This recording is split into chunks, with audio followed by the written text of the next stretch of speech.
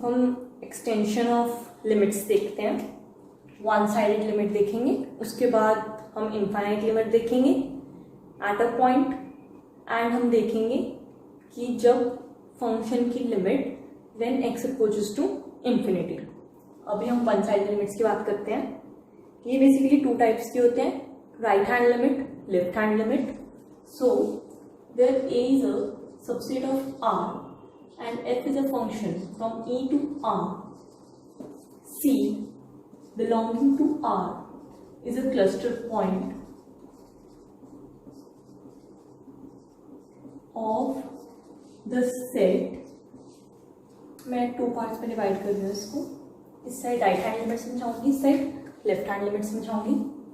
Of the set A intersection C comma infinity. ये किस type का सेट होगा हमारे पास?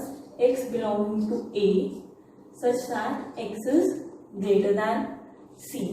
अगर ये हमारे पास नंबर लाइन है और यहाँ पे पूरा A लाई करता है and suppose cluster point C हमारा यहाँ है, सो वो सारे एलिमेंट्स A के जो C से बड़े हों वो आएंगे इस सेक्टर, ठीक है।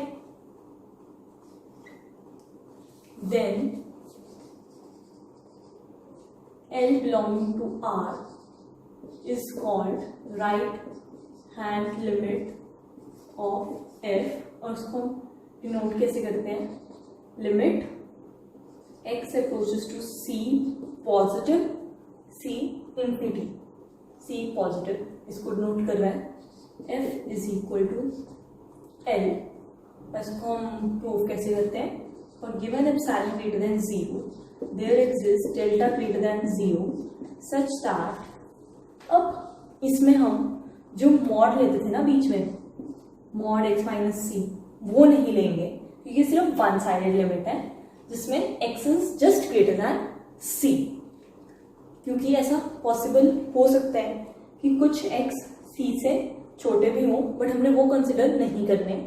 सो 0 less then x minus C less than delta where x belongs to A implies f of x minus L is less than epsilon। तो अब हम कहते हैं कि L इसकी राइट हैंड लिमिट है। Similarly A subset of R, f is a function from A to R, C belonging to R is a cluster point of A, then A subset minus infinity to C is equal to x belonging to A such that x is less than C, क्योंकि माइनस इंफिनिटी से C इस side जाएगा और इसमें x है जो लेस देन C है। Then L belonging to R is left hand limit of f, और उसको हम लिखते कैसे हैं? Limit x approaches to C negative f is equal to L for given epsilon greater than 0 there exists delta greater than 0 such that x belongs to A, and इसमें अब यहाँ इस जगह क्या आएगा हमारे पास? 0 greater than C minus x, क्योंकि यहाँ पे हमारा C was greater than x less than delta implies f of x minus L का mod is less than epsilon। और अगर किसी फंक्शन में left hand limit and right hand limit equal आए, सपोज इक्वल टू L, तो हम कहेंगे उस फंक्शन की लिमिट एग्जिस्ट करती है when x approaches to C and that is L। अब कुछ ऐसे फंक्शंस हो सकते हैं जिसकी लेफ्ट हैंड लिमिट एग्जिस्ट करती है but right hand limit exist नहीं करती, एंड जिनकी राइट हैंड लिमिट एग्जिस्ट करती है but left hand limit exist नहीं करती। अब हम वो फंक्शन देखते हैं जिसकी राइट हैंड लिमिट एग्जिस्ट नहीं करती but left hand limit exist करती है, that is f of x is equal to e raised to power 1 by x, और यहाँ पे हम x belonging to all r लेंगे एंड क्लस्टर पॉइंट हम कंसिडर करेंगे 0। इसका फंक्शन किस टाइप का होता है? अगर ये 1 है हमारे पास,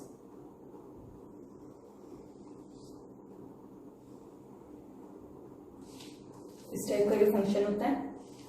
सो 0 के नेबरहुड में अगर हम राइट साइड की बात करें, पॉजिटिव नेबरहुड ऑफ 0, तो उसमें ये फंक्शन अनबाउंडेड होता है।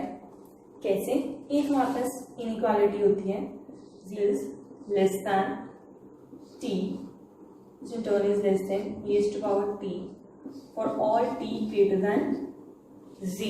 एंड राइट हैंड लिमिट देखनी हमें, सो हम बात भी सिर्फ 0 से इन्फिनिटी तक की करेंगे, क्योंकि हमें यहाँ पे डोमेन तो इसकी ऑल रियल्स दे ही रखे हैं। सो उसके इंटरसेक्शन विद 0, इन्फिनिटी ही आएगा हमारे पास। सो उस केस में हमें इस इनइक्वालिटी से क्या पता लग रहा है, 0 less then e raised to power 1/x less than e raised to power 1/x। यहाँ पे e raised to power नहीं आएगा, इसमें जस्ट 1/x आएगा।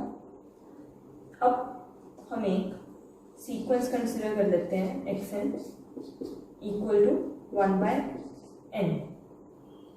तो अगर ये सीक्वेंस हम यहाँ डालें तो उससे हमें क्या पता लग रहा है कि e raised to power n is greater than n। n हमें अच्छे से पता है एक अनबाउंडेड सीक्वेंस होती है।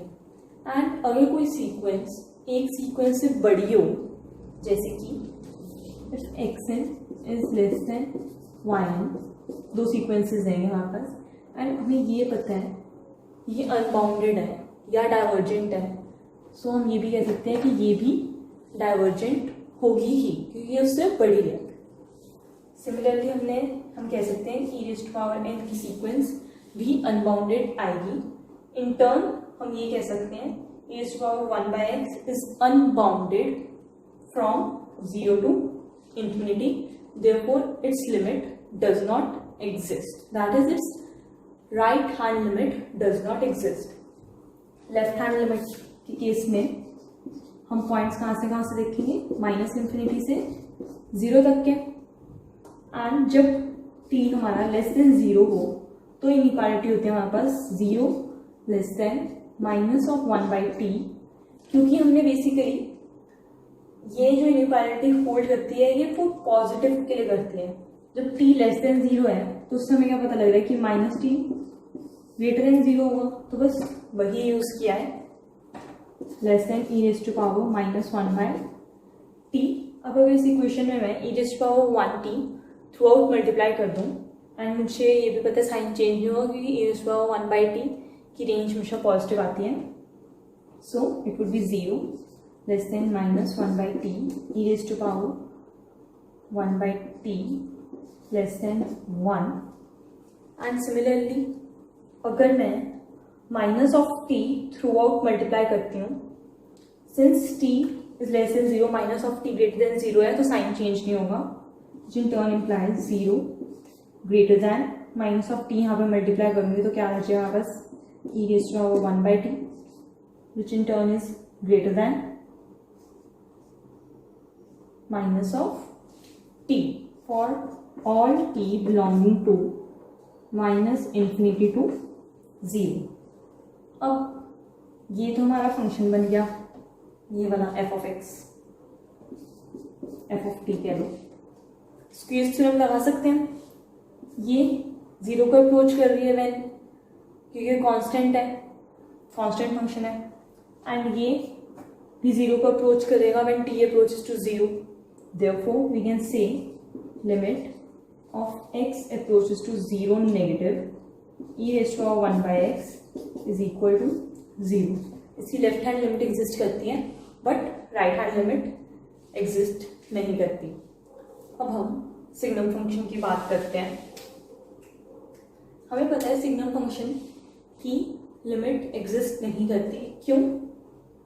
क्योंकि signum function of x is equal to 1 when x is greater than 0, 0 when x is equal to 0, and -1 when x is less than 0। तो इस फॉर्म का होता है x ओवर mod x की फॉर्म का।